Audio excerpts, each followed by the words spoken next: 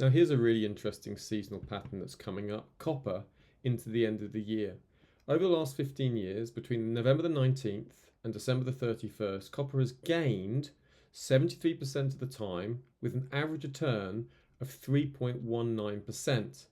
Now, if you look at the maximum loss, it's been 7.12% here in 2014, and 2018 there was a fairly large drop of 6%.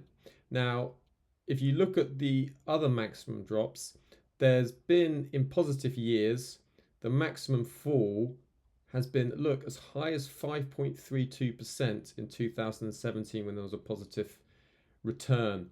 So taking a look at copper prices, there was a big drop there on the 30th of July when Donald Trump announced 50% tariffs on imports of certain copper products like pipes, wires, tubes, sheets. But the twist was, you'd expect, tariffs, you'd expect copper to gain, and it had been gaining. But then when it was announced, there was a surprise because the expectation was that the tariff would cover all copper imports, including refined copper, cathode, metal, etc. So when it turned out that these imports were exempted, that price premium just dropped.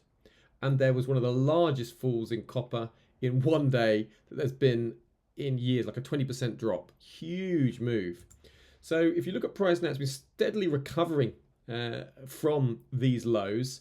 And copper long-term structurally is expected to be still in demand because of the weakness in upcoming copper supply from a lack of supply due to not sufficient mining activity going on to support all the world's copper needs.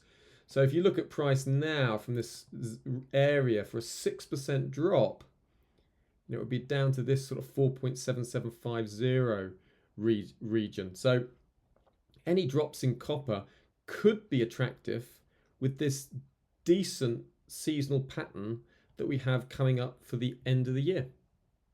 Remember, don't just trade it, Seasonax it.